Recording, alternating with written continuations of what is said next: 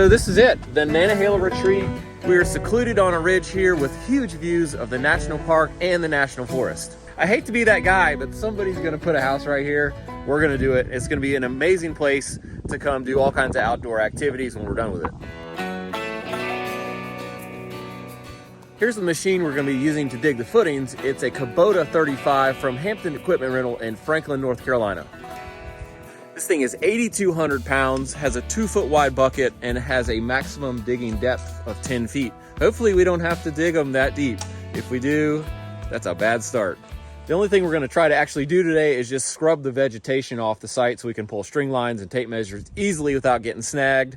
And if you're watching, Mom, sorry, it's like 100 feet off the side if I run this thing off the edge.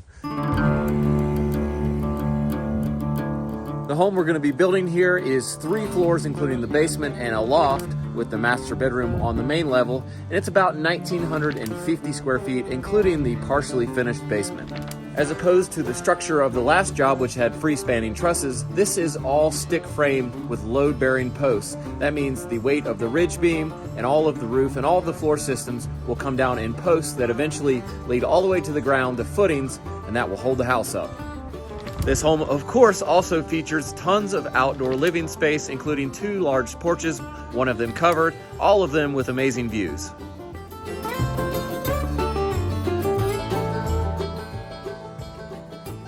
You gonna operate this thing?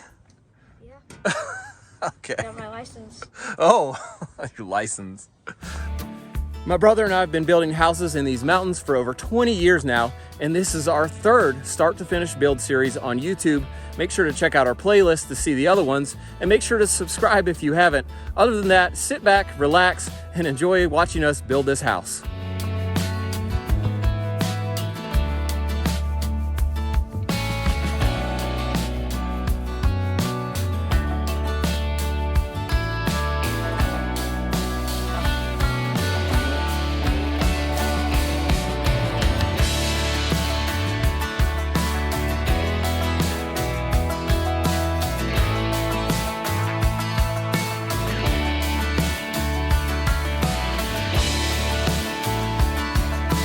We're at the entrance to the Nantahala Gorge, and I'm the only person who knows how to get there. So guess what? We got Jennings with our stuff. We got my brother. We got Ray and Jay. And I'm gonna lead the caravan, so I'm the only one who knows how to get there. You ready? Yeah, I'm ready. All right, let's go.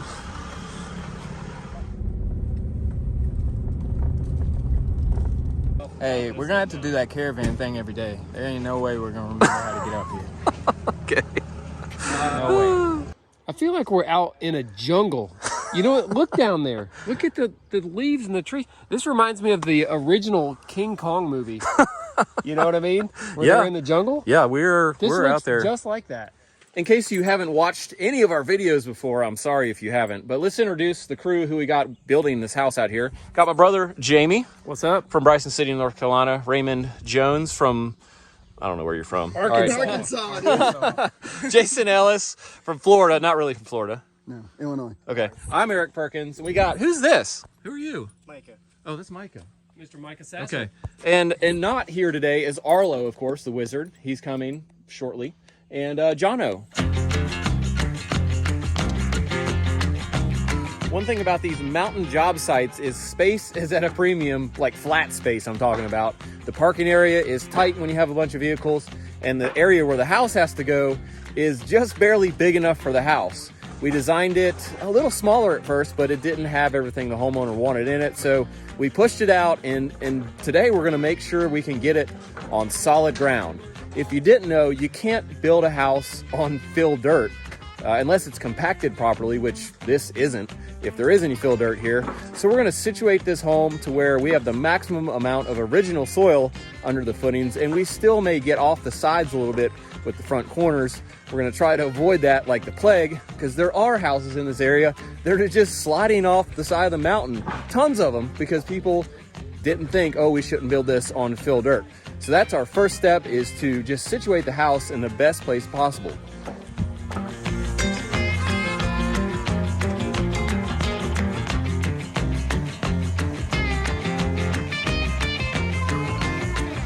After removing a little bit of loose dirt from this bank, it's time to actually lay out the house on the site with some string line and pins. And there's three main things we're going to take into account here. Number one, the view. How do we orient the house to take maximum advantage of this awesome view? Number two, all of the corners of this house need to be square, meaning they're actually 90 degrees, not less or more. And number three, we need a good way to recreate this setup once the concrete footings are poured so that we can get the corners back on those footings exactly where we laid it out to start with. To do that, we're going to use string lines, and we're going to put these reference pins way outside the actual structure so we can hook these string lines back, and where they cross is going to be the actual corner of the house back on the footings. If this were a much larger or a very complicated structure, or just a structure that was off a huge embankment and had a huge slope change, we would have to use batter boards or even possibly call in a surveying company that would use GPS to pin the corners of the structure, because when you add in the slope, it makes things a lot more difficult to square up.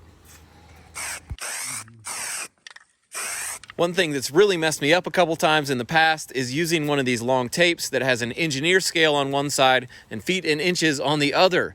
And if you're not paying attention, you can guess what will happen. Give me a line right there so we know that it's that one. So the string lines we pulled here actually represent the outside of the structure, not the outside of the footings. So we need to mark where the actual footings go on the ground with some marking paint. We have a 2-foot bucket, we have an 8-inch block wall, so we want to mark 8 inches outside the line and then 16 inches inside the line. That will center the block wall on top of the footing. Stealing my shot, bro. Dude. Get out of there. You can get it from mine. Just record my phone. This video was made possible by HelloFresh, America's #1 meal kit. HelloFresh makes cooking at home fun and easy and affordable. HelloFresh offers so many recipes to choose from each week to help you break out from your recipe rut. And the produce gets to you faster than from a grocery store. Not only that, you can save up to 28% by using HelloFresh versus grocery store shopping, and you don't have to go to the grocery store. Their pre-portioned ingredients mean there's less prep and less food waste. HelloFresh gives you options to easily change your delivery days or food preferences and skip a week whenever you need. And HelloFresh has donated over 4 million meals to charity in 2020 and is continuing to step up their food donations amid the coronavirus crisis. I actually enjoy their vegetarian options so that I avoid eating meat every single meal. Go to HelloFresh.com and use my code 12Perkins to get 12 free meals, including free shipping. That's 12 free meals at HelloFresh.com, promo code 12Perkins.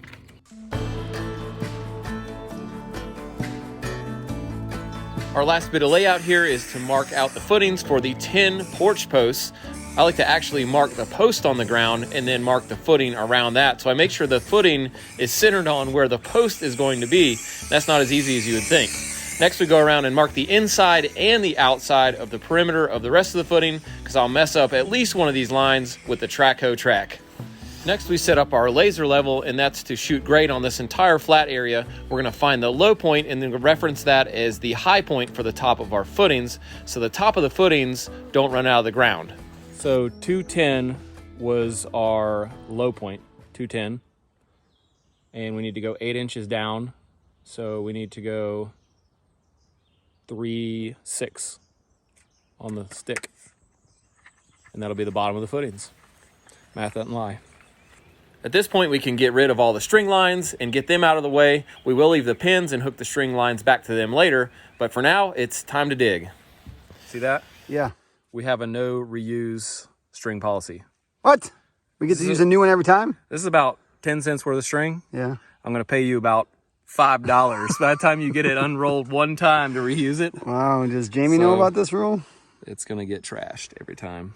Okay. I don't care if we use that whole $5 roll on this one house. You that heard that, right? This will only last this roll, and then he'll forget to buy it the next time we need And then we'll have to go in the woods looking for more string. You want to run down to McDonald's and grab some lunch?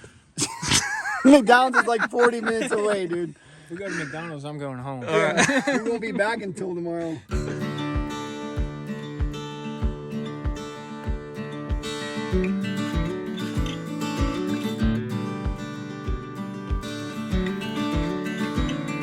The process of digging these footings is pretty simple, really. I'm operating the machine. I've got Ray as my stick guy. That means he's using a grade stick with a laser reader clamped to it to keep me running on an even grade at the right depth so I don't go up and down. Jason is helping me guide the bucket because I can't see, and I'm not an expert operator on this machine. I do it about once every 6 months, just enough to be dangerous.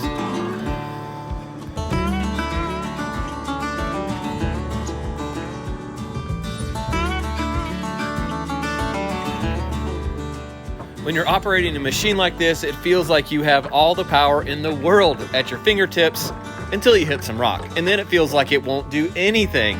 And this isn't even really hard rock like granite here. This is sort of like a sandstone.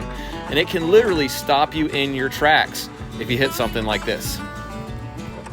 Luckily, this rock wasn't everywhere in the footings. I was able to chip through it after about 10 minutes and keep moving.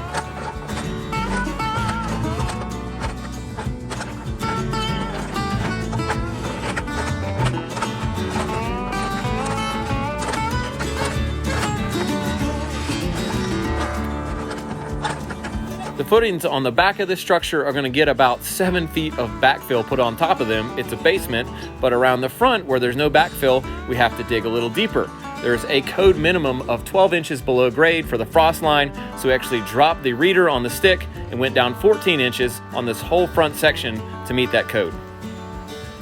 Last, we tackled the footings for the porch posts, and I was able to discard most of the dirt off the side of this bank, saving us some work later.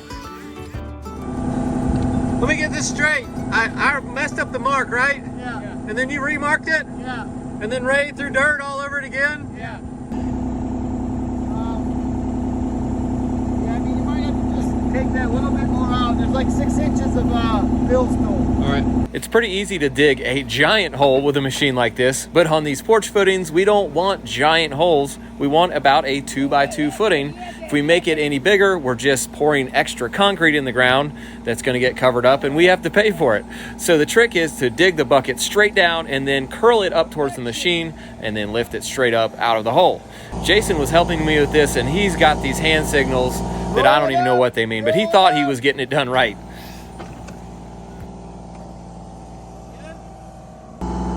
Yo, that's good. Jones can dig the rest out. So that's a dirt-proof sock technique? Yeah. Does it work? What do you think? No? Looks cool. Looks cool. I guess. Them calves. Try not to look. We saved our most questionable footing for last, and indeed, this thing was on filled dirt, and a lot of it. You can see by Jason's probing here, it's not very solid.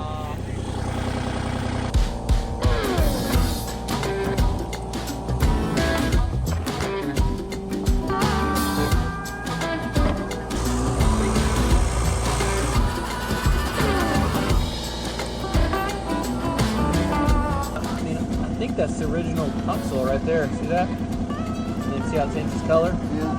But how'd you get down in there?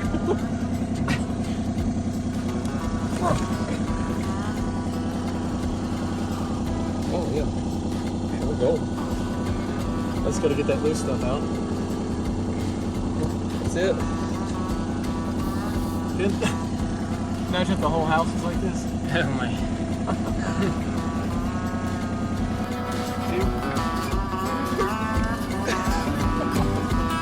Spider-Man.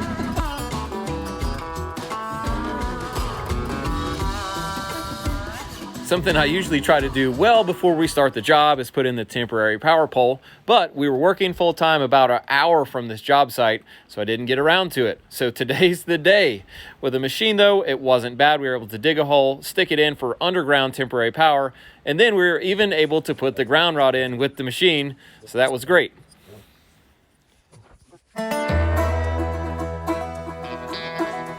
With a little bit of time still left in the day, we reset our laser, and we reset the reader for our laser on the grade stick to reference the top height of where we wanted the footings to be so we could set the grade stakes.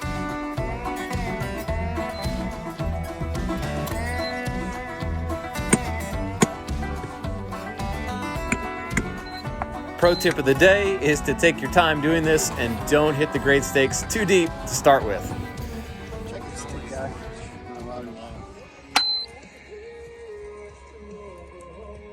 5/8 down.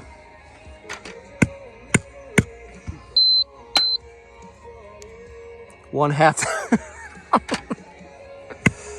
Dude, that's like the same height as that one. 3/8 down. What in the world? I don't think he moved. 1/4 down. He's playing it safe, folks. Not gonna make the same mistake twice. 1/8 down. Alright. Yeah, that might have been too much. Shut up, Jones. Still down 1/8. Playing it super safe.